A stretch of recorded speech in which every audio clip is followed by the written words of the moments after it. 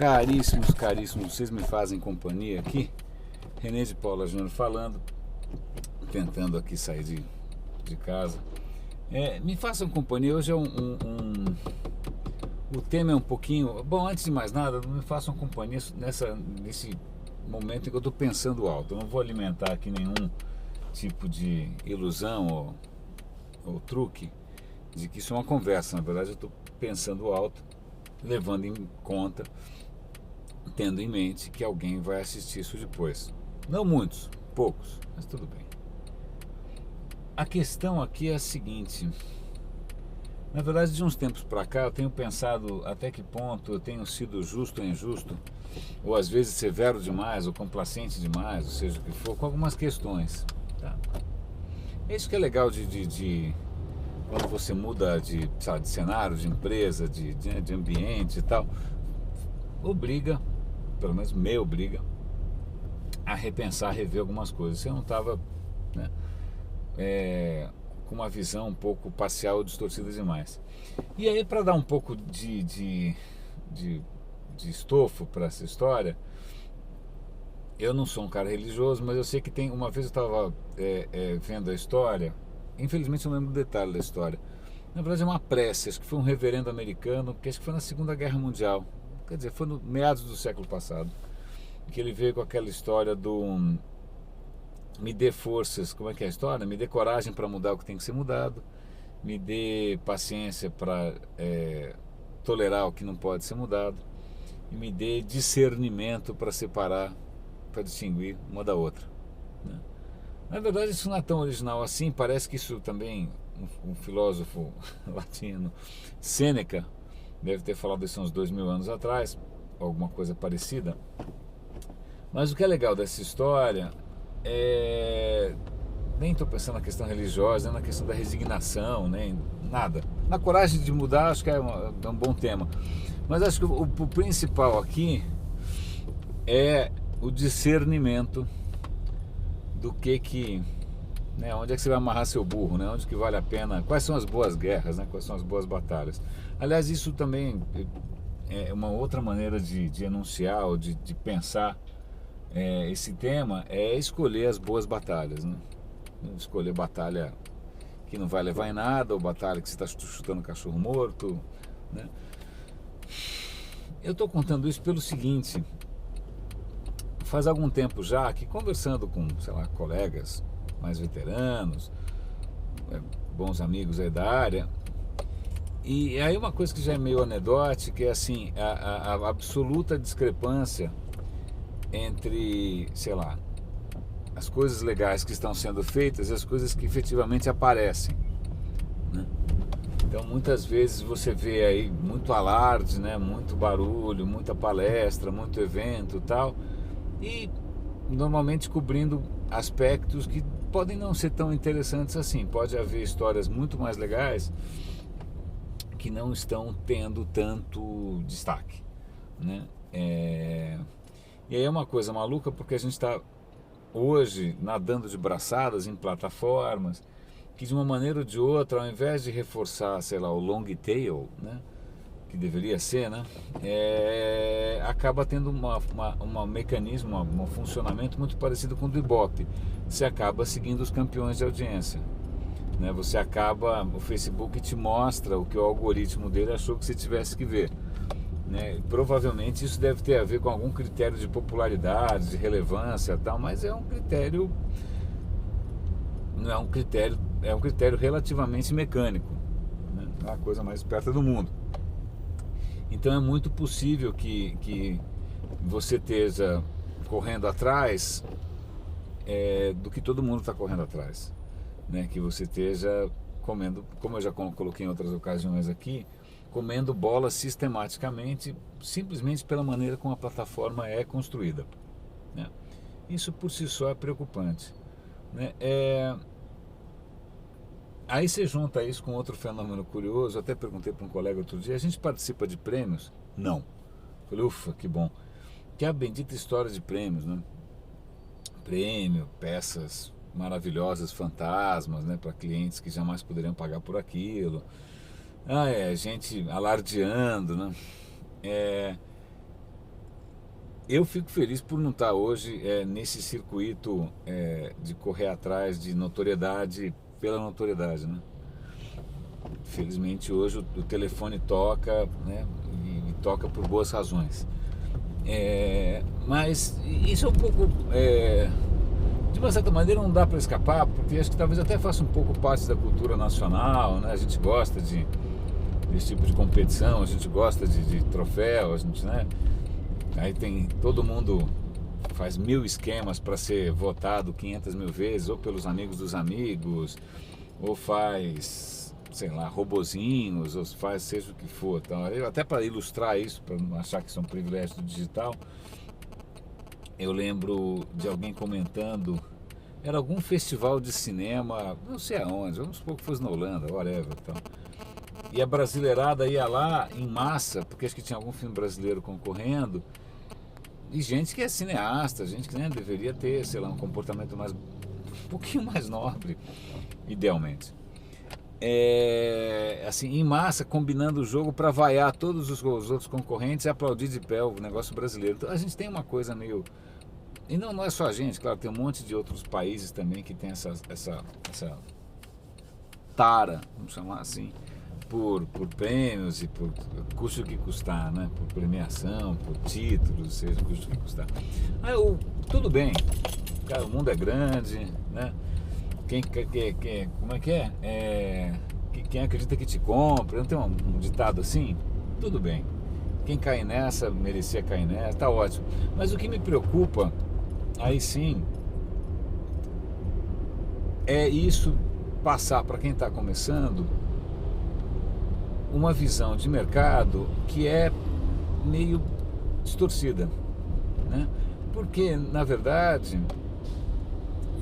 você tem inúmeras áreas ligadas. É que hoje o digital está em tantas áreas, você tem desde governo eletrônico até, sei lá, educação à distância, você tem tantas áreas bacanas, né, transformadoras, inovadoras, tal, gente, pô, pensando no, sei lá, inclusão digital, democratização da não sei lá, tal, tem tanta gente com trabalho joia pra caramba, mas esses trabalhos nunca vão ter a mesma projeção do que eventos fortemente patrocinados por marcas que querem parecer joinha, né, falando absolutamente mais do mesmo, falando daquilo que talvez só interesse, sei lá, para meia dúzia de pessoas que moram na Vila Olímpia. Infelizmente não é tão pouca gente assim, é gente pra caramba.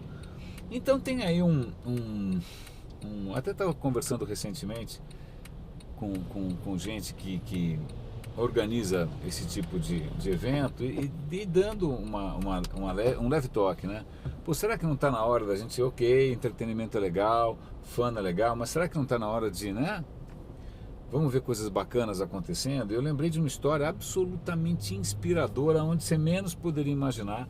Na verdade, ouvi essa história, eu não posso dar detalhes, porque acho que o rapaz não teve permissão para divulgar isso, mas eu estava na Campus Party, num painel, e um rapaz da plateia contou uma história absolutamente genial, de aumento brutal da eficiência e transparência de um serviço público federal, né? Eu falei, cara, essa é uma das melhores histórias que eu já ouvi nos últimos anos. Isso é gênio, isso é legal, isso é dinheiro público, isso é serviço público. Eu queria ver você no palco ganhando o Grand Prix aqui, não você, as pessoas envolvidas, um Grand Prix dessa história. Eu não aguento mais ver as mesmas figurinhas que tem um ego do tamanho de um bonde, né, com cabelo engraçado, calça engraçada, e falando de coisas que na verdade são autopromoção, né? Cadê as histórias de verdade? E é engraçado isso, né? É mais ou menos como encontrar agulha num palheiro. Tem agulha. Na verdade, o que a gente está fazendo é nadando de braçada num palheiro. Não só, de novo. Então vamos lá, tem duas questões aqui. Acho que primeiro eu mencionei quando uma plataforma como, sei lá, Facebook, seja lá o que for, construída, Twitter, né, que vai dar destaque para os trending topics e tal, isso vai premiar coisas que têm audiência massiva, né? O que não necessariamente quer dizer que seja legal, né? Mas aí, então tudo bem, se é um robô, sei lá, o algoritmo é esse, a plataforma é essa, o interesse comercial é claro, tal. Mas quando você vê de repente eventos ou mesmo marcas tentando, né, assim, passar um pouco dessa aura digital no corpinho ressequido, aí é um pouco diferente, porque é uma coisa bem intencional, é bem ação entre amigos, é uma coisa um pouco difícil. Então eu fico me perguntando, a volta e meia acontece, às vezes, sei lá, na minha modesta e muito nicho, né, a audiência, volta e meia alguém cara, vem com o coração super aberto e fala, olha, por favor, eu quero me aprofundar em tal tema, por favor, como é que eu faço para ver cases legais disso ou daquilo, por favor, como é que eu faço, cara, isso é super legal, que livro você recomenda, né, por onde eu começo, tal. Você percebe que se a pessoa chega ao ponto de me perguntar, é porque ela sozinha deve estar só encontrando, entendeu, banheira do Gugu, né? Só deve estar encontrando, sei lá, blog de publicitário falando sobre publicitário, são essas coisas um pouco circulares, né? Se o cara quiser encontrar histórias legais, histórias inspiradoras, histórias brasileiras, história da região dele, sei lá, porra, eu nem sei como é que faz. Então, voltando aqui um pouco para minha história, deixando de ser genérico, eu percebo que hoje, voltando para a questão do discernimento, né, para escolher as boas batalhas, né, para não perder tempo, eu talvez, nesses últimos anos, talvez no último ano, sobretudo, talvez eu tenha me desgastado demais com batalhas que são meio perdidas. Eu que simplesmente devia estar no lugar errado, vendo as pessoas erradas. Eu que devia estar remando contra uma maré que não adianta. Eu que estou ali tentando ser, como já disse minha terapeuta uma vez, por que você tenta ser a virgem no puteiro? Então talvez um pouco da dureza de algumas críticas, ou às vezes até do certo pessimismo, na verdade eu assumo, talvez tenha sido, e eu estou pensando nisso direto, fazendo pensar dessa, o que é bom, né? Como já disse alguém, filosofia boa é aquela que incomoda, né? Então eu estou aqui, quando eu me sinto incomodado é um bom sinal, incomodado comigo mesmo, sobretudo. Então, o fato de finalmente estar hoje vendo iniciativas que são, porra, legais, que você consegue, né, você consegue entender, você conversa com quem fez e faz sentido, e é bacana, e, né, a pegada é diferente, a postura é inovadora, que tem uma questão de integridade, blá, blá, blá, blá, eu falo, ufa, né, pô, por que eu, né, eu fiquei me irritando com coisas que de repente não me diziam respeito, né? Talvez eu devesse ter nesse meio tempo gastado mais tempo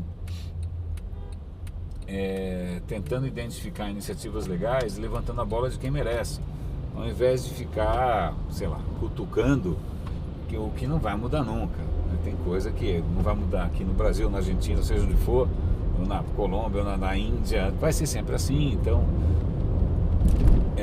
paciência. Então vou dar uma historinha interessante. Estava comentando isso com o meu chefe ontem. Eu já contei essa história aqui, mas não faz mal, porque, né, conta de novo. Eu estava assistindo uma vez ouvindo o depoimento de um médico americano, que o cara resolveu participar de uma coisa voluntária, tipo Médicos Sem Fronteiras. Então ele foi para um país, vamos fazer de conta que seja o Camboja, podia ser qualquer outra coisa, porque eu não lembro. Então vamos dizer Camboja, o primeiro nome que me vem na cabeça. Então o cara vai para o Camboja querendo fazer diferença, né? Ele chega lá e fala, bom, legal, eu quero melhorar a questão da mortalidade infantil. Aí ele foi falar com o pessoal lá, não, veja bem, não dá, porque a fome, a miséria, a saúde, a ignorância, a educação, as estradas, o clima, a chuva. Ou ele veio com uma lista de motivos por que não ia dar certo. Tá bom. Aí ele falou, bom, então deixa eu falar com o Ministério da Saúde. Não, porque veja bem, não temos capacidade, não temos ambulância, não temos comida, não temos papel, não temos sei lá o quê. Puta, outra lista. Aí em cada porta que ele batia, e já estava ficando com o saco na lua, todo mundo sabia super bem N mil motivos pro cara desanimar. Aí ele falou, porra, meu, mas não é possível. Aí ele resolveu dar uma olhada e descobriu que tinha uma aldeiazinha ali pequenininha, onde as crianças eram saudáveis, morriam realmente menos.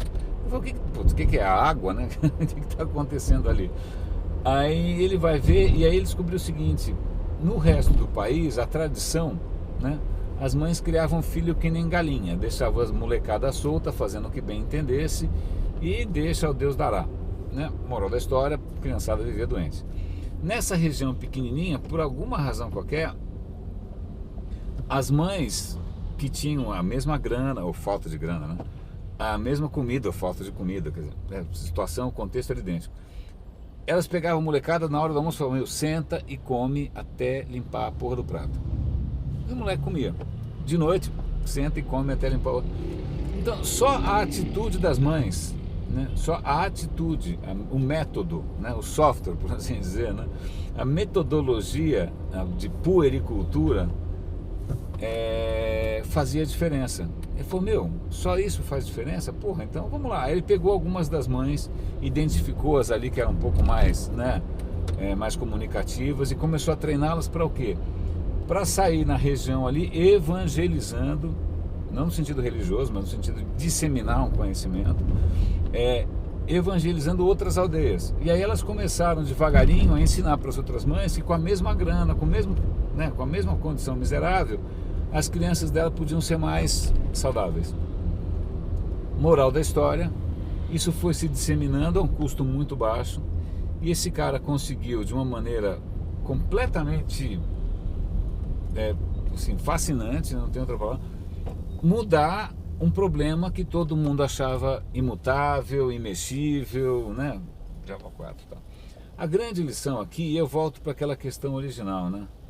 Como é que você escolhe as suas batalhas, né? Como é que você escolhe o que vale a pena e o que é besteira, né? E nesse caso, como é que você, ao invés de ficar paralisado diante, ou no meu caso, como eu estava, né? Amargurado, azedo por causa, né, do triunfo da bobagem, como é que ao invés disso, né, ao invés de ficar girando em falso, você identifica alguma coisa, algum sucesso pequeno, alguma coisa que está dando certo, alguém que tem uma postura legal, tal, e tenta fazer com que isso escale e faça diferença, tá? Eu acho que se tem alguma coisa duas coisas, acho que para ficar desse vídeo de hoje, acho que duas são isso. Primeiro, assim, eu estou repensando muito do que eu andava pensando, que é bom. E a segunda coisa e aí é uma coisa talvez mais positiva, porque na verdade favorece mais a transformação, mas assim, ao invés de, né, ser passivamente, se resignar, falar: não, brasileiro é sempre assim, eu mesmo falo isso, o Brasil é sempre assim, porque não sei o que é sempre assim, isso aqui não vai mudar nunca, tal. Por que não identificar, procurar assim com muito carinho mesmo, aquilo que está meio escondido, que ninguém viu, que é muito legal, que está funcionando, e que de repente, de uma maneira, sei lá, fácil, simples, rápida, colaborativa, dignificante, inspiradora, tal, pode contaminar o resto, tá? De uma certa maneira, o que eu venho fazendo de uns tempos para cá, tirando as minhas crises de mau humor e relativa desesperança, é fazer isso. Eu tenho lá no YouTube, no Vimeo, etc e tal, uma pancada de, sei lá, entrevistas com gente com projeto legal, ou mencionando histórias com projeto legal, tentando chamar a atenção para oportunidades que são realmente transformadoras. Quer dizer, eu mesmo preciso voltar a ter uma postura um pouco mais positiva. Acho que os meus últimos vídeos, que foram essencialmente mais positivos, tiveram uma audiência muito maior, né? E aí até me surpreendeu, né? Normalmente tem uma audiência pequenininha, nicho, um ou outro maluco, e aí dessa vez não, dessa vez até que teve mais. Então fica aqui esse primeiro, eu me retratando e anunciando aqui, né? E vou compartilhando com vocês qualquer transformação no meu pensamento, mas fica também essa sementinha aí, né? Até que ponto você está na boa batalha, até que ponto você está escolhendo direito onde você gasta seu tempo, onde você gasta sua inspiração, onde você gasta seu afeto, né? Será que não tem, vale a pena um pouco mais de discernimento aí sobre para que lado atirar? Então, cara, vocês me acompanharam praticamente porta a porta. Estou chegando aqui no prédio, E assim que a gente tiver uma brechinha aqui, eu vou desligar a câmera. Então me façam companhia um pouquinho. Aqui é a margem esquerda do Sena, como vocês podem ver. Não é Sena, nem... Não estamos em Paris, longe disso. Estamos na margem esquerda da Marginal.